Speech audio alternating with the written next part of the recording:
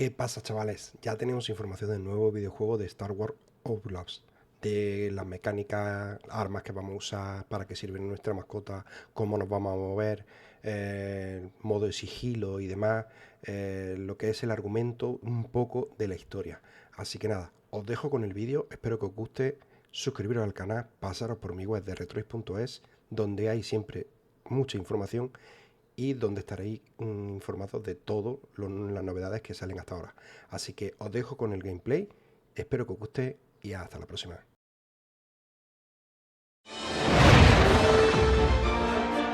Hello and welcome to the Star Wars Outlaws official gameplay walkthrough breakdown. I'm Chastity Vicencio with Ubisoft News, and I'm joined by narrative director Navid Kavari, creative director Julian Garrity, and game director Matthias Carlson, who are going to give us more information about what we saw in the gameplay walkthrough. Here we go. And this is our first ever introduction to Nyx. Nyx is a Merkal, a rare and exotic creature whose home planet still remains a mystery. He's got a very curious personality, as you can see here. He can be a bit stubborn, but he has an incredibly strong bond with Kay and always follows her lead. She's grown up with Nyx for most of her life. He's not just a pet, he's family. Good boy. And here we have Kay. First introduction to a brand new scoundrel in this galaxy. Kay is a young thief who's found herself on the moon of Tashara, which is a hive of underworld activity. She's picked up a high-risk job to steal a priceless, sort of mollusk-like object from a lieutenant of the Pike Syndicate. Once she's grabbed it, with the help of Nyx, she's going to turn it in and earn some much-needed credits. So Pikes are one of the syndicates that we'll be tangling with in Star Wars Outlaws. And the Pikes here are borrowing without permission some vehicles from the Empire and the Rebels and different people and cutting them up. Nyx.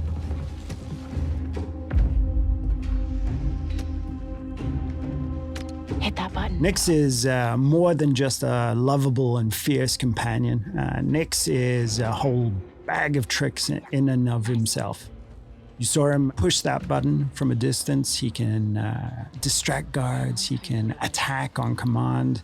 He can help you with puzzles. He can help you discover secrets as well. He is very much conceived as a symbiotic part of the player's control over Kay and Nyx. So we're really thinking of them together as a whole. I was just leaving. So when we meet Kay in the beginning of the game, she knows her way around the blaster. It's not necessarily her first option or primary tool to solve a problem or a situation. However, as we progress through the game and its ever more dangerous situation, both Kay and the blaster itself will evolve and improve. And you will soon find it to be a central and very versatile tool for more than just directly taking out enemies. Okay, we'll figure this out. And Kay's blaster is very meaningful to her. This blaster has a lot of modules that you can discover, upgrade, and apply to the blaster that allow you to deal with situations in radically different ways.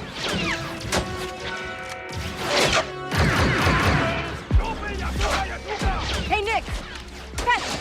So here I think we have a very good example of the type of role Nyx can play, even in something like a full-on firefight, where that enemy that we took down dropped the gun that he was just about to shoot you with. Nyx can, slink down and retrieve that weapon for you.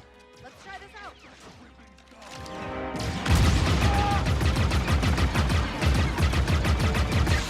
Dick Ferrick!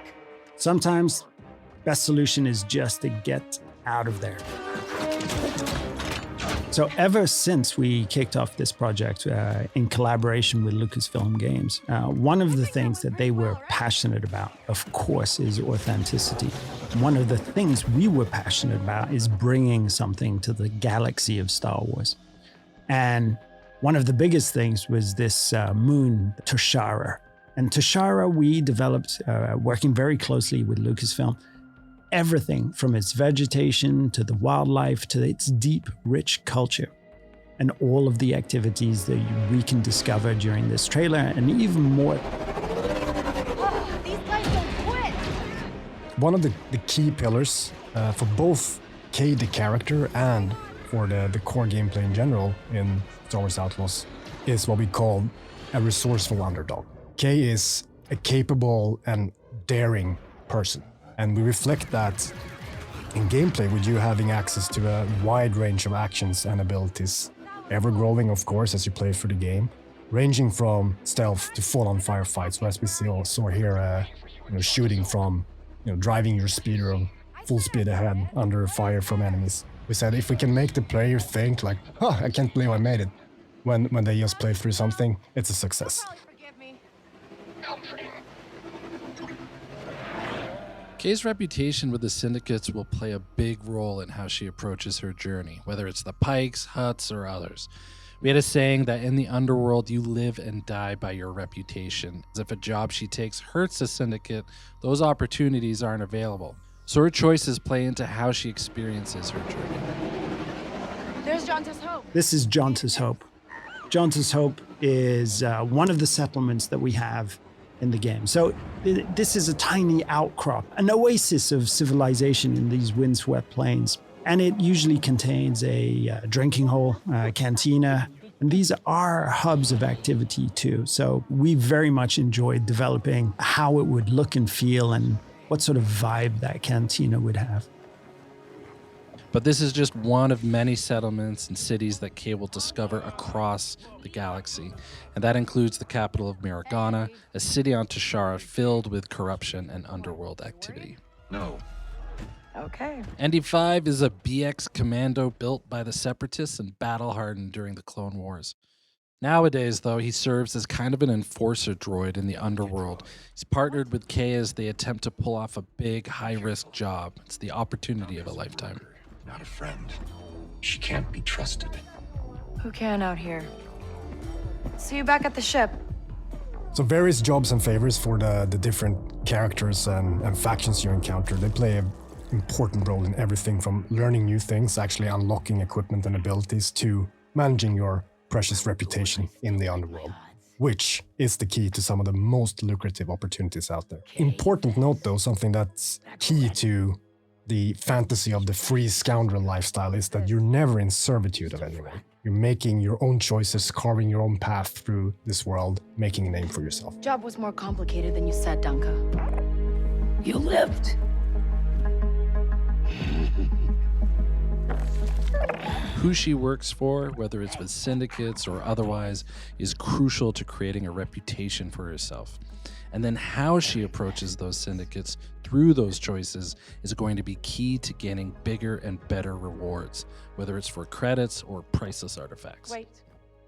So nothing in the underworld is black and white, and we wanted to reflect that in the choices she makes when taking on jobs.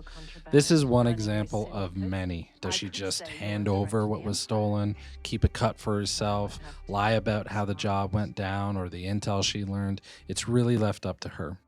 In these scenes where we're going to give a choice to the player, and these choices, there is no wrong answer. There's just ways to weave your own story, ways to change, challenge, increase your reputation with certain factions and syndicates, decrease it, gain an advantage or a different perspective on the story too. So we put a lot of effort in giving the player agency over their own trajectory. Thanks. So the game takes place in the original trilogy era. So the Empire is at the height of its power and reach. So they're always looming there, somewhere in the background, ever watchful. But as you can see here, we want to show a different side to the Empire and how it intersects with the underworld, and that means corruption. Particularly on Tashara, even though it's Imperial run, the local governors and officers lean into corruption and have worked out special arrangements with the syndicates that benefit them. So this is the wanted system, and the wanted system is something that's going to be ever present within the game. If you are caught or challenge the Empire, you're going to start to get wanted. And if you continue, you persist, and you do even more actions, that wanted level's just going to go up. At the highest levels, the Empire will throw a huge amount of resistance and forces in your way. So that's something that you can play around with, but you're best off trying to avoid as much as possible. Very important for us in this experience is that there will always be some way for you to de-escalate or escape. Oh, this is the Trailblazer. Now, if there's one dream that a lot of game developers have, it's to help design a spaceship for Star Wars. And this is our take on that, the Trailblazer. The Trailblazer is an EML 850 light freighter from the Republic era, but to Kay, this is home. And if you're a scoundrel traveling throughout the galaxy, the first thing you need is a ship. And for Kay, there's none better than the Trailblazer. So now we're in space. And, one of the things that was very precious to us is having this seamless experience of going on foot to your speeder, to your spaceship, out of the atmosphere and into space. And space is a dangerous place, but it's a place full of opportunities too. So we'll be using it for combat, both on an intimate dogfighting level, an epic level with bigger ships, but also for discovery, exploration, and special surprises. Let's jump! It's important to hit those classic, iconic notes of Star Wars to remind players of the era that they're playing in, and the fact that the galaxy is something that is wide, diverse, but iconic at the same time. One of the things that is important for us is that every planet that you will visit in this adventure has a distinct profile, not just a very bespoke story, but also wildlife, an ecosystem, and situations that really radically change from location to location. And space is just another part of that. So we're trying to develop distinct profiles for every single orbital region. We knew from the start when we sat down thinking about this game that we wanted to offer that full seamless experience. Sitting in a cantina, in a city on a planet's surface, jumping on your own speeder, driving to your own ship, and as we just saw, seamlessly flying into space is something that we are incredibly pleased and happy and excited that we're able to actually offer. We really enjoyed making this, and we can't wait for you to experience a new Star Wars adventure.